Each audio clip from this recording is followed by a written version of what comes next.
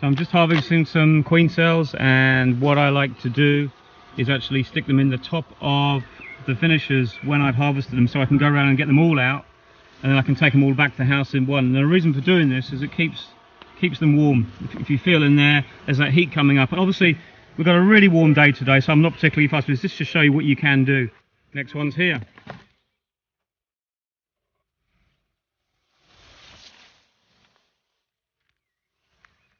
These are now day 7, day 8, so they're still not finished, but they're well on the way to being.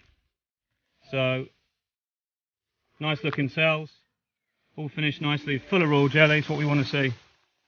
I've got one finisher here that didn't finish these well, so I won't be using this finisher. I'll re-queen this one, but there's still a few, so they're not all bad, but they're not brilliant, but overall they're pretty good. So I can't complain at that. And I'll bring this round to the next lot. Got another load in here. It's been a bit overkill on cells really recently, but we need loads. Another load in here. These are good ones too, so the bees are finding them again. Here we are, more here.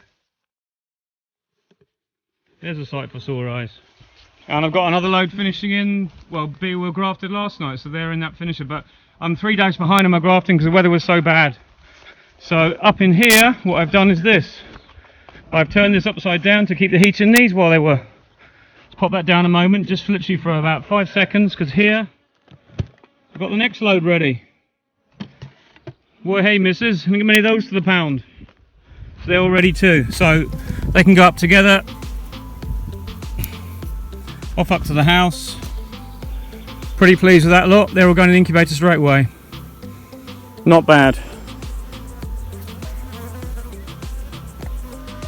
So that's the incubator full, all transferred over. The room's really warm and they've gone in pretty swiftly. I've got to be careful. And I've actually had a couple there that I've just kept back, literally because they're a bit small.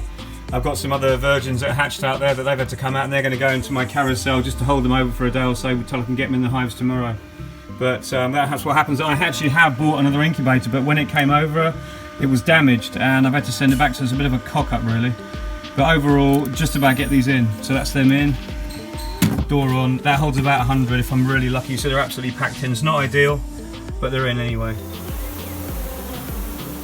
So this is another cell builder I've just doing the last run on, and I'm going to blow a bit of smoke on this so you can see, but I've actually got a really good acceptance here again.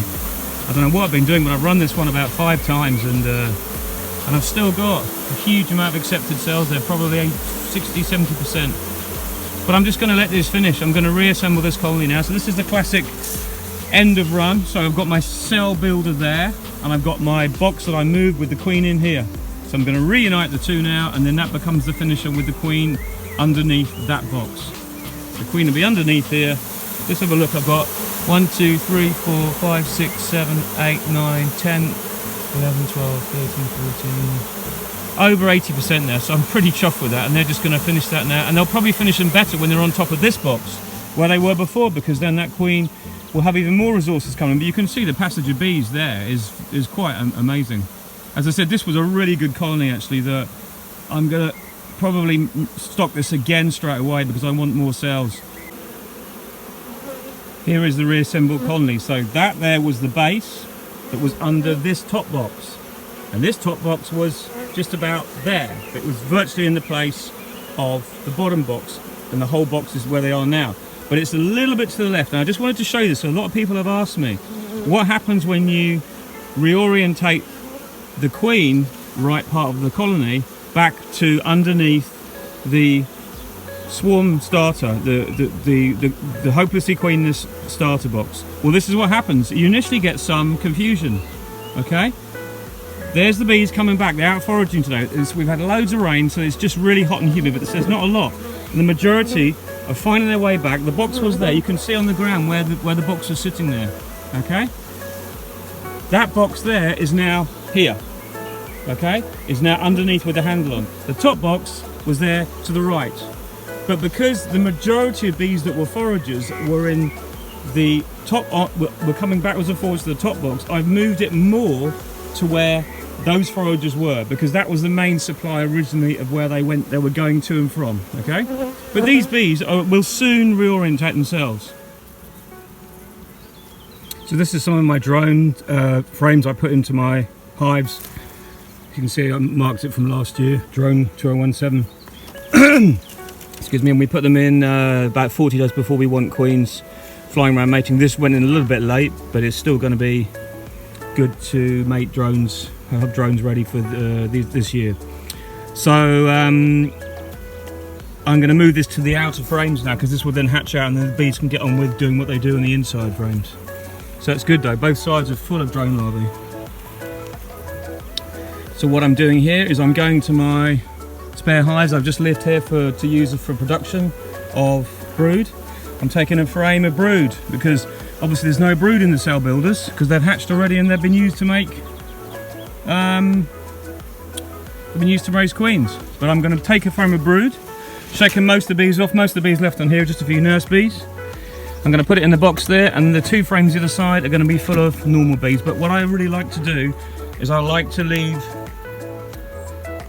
the bees with some brood so they don't abscond so easily. Not that they would, because I'm going to move them away, but I just think it gives the bees some hatching nurse bees in the new colony to really give them a kind of a will to get away.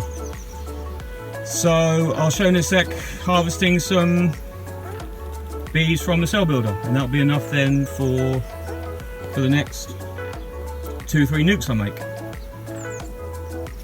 So here's my cellar where my cells were finished. I actually reassembled this the other day and used it as a finisher. So I've just taken a load of cells out, as you've just seen in the previous clips, is where some of the cells came from. So now I need to restock this, but I could really shake the bees out in front, but it's pretty strong anyway. So I'm going to just use some of these sprays. I'm probably going to make 3 to 4 nucs up, and a frame of brood is going to give me all the bees I need to get colonies away. So I'm going to put 2 frames of bees, which is full of bees, into the nucs. There's one there ready, as I just showed you harvesting some brood from another colony. But that's what I like to do. So it gives that colony a real kick. I want these strong. I want these in hives to fill before the end of the year, because I've got hives to fill, so that next year there'll be a good cluster overwintering. It's interesting to see, look, how they're doing their raft bit. And if you can see that, the bees are like stringing together and holding their arms and legs to try and start joining the gap. All a bit of fun. Anyway, I'm going to use these now and make use of the bees. So that's how easy that was. That's 2 frames out, and I had to shake some bees off 2 of those frames. There was too many bees on them. So there we are. Look at that. There's a nice frame of brood and 2 frames of bees either side, and there's plenty of bees. So now I'll give these a queen. Probably in a day. I might even see if there's any queen cells they draw up and give them a queen tomorrow morning. Either a live virgin or a cell, depending which one I've got. So I've got my nuc there ready. I'd feed through the top in a couple of days, but there's so much feed in those 2 frames anyway. Foam off the front so they can't get in and out, and then they'll go out, be let out tonight when I take them to the mating station. So all in all, easy to do. Good use of resources. That's what you need to do, use your resources wisely. So my cell builder is now empty. And, well, not empty, but I've harvested some of the bees from the top. I've just looked underneath, and there's got 6 or 7 frames of brood in the bottom there, because that queen has been so well fed and so well supplied that she just can't but help keep laying. And this is why you really do need a young queen, because a young queen in that bottom box, because really she's forced to lay more because she's well fed. And if you have a young queen, there's less chance of her swarming at the last minute, and you might just not make it before she goes. You can screen the front off, you can put a cage on the front, but it does slow the passage of bees down.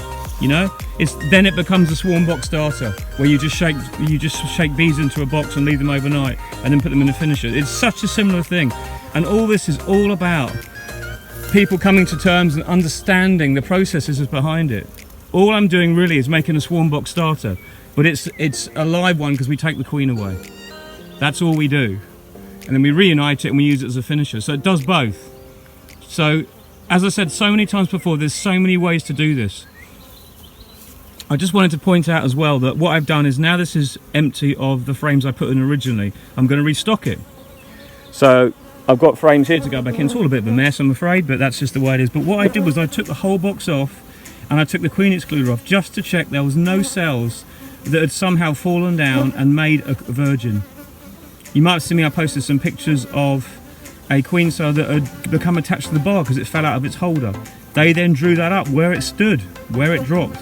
That's the kind of thing you've got to watch. And then what happens? It hatches out, it stays in the top, and you come along, reload it. 10 days later, you put your first grafts in, wham, they're all eaten up by this lovely fat virgin that's been running around for a week. But she's well supplied. She'll live for a week, 2, 3, 4 weeks if she's in this lot.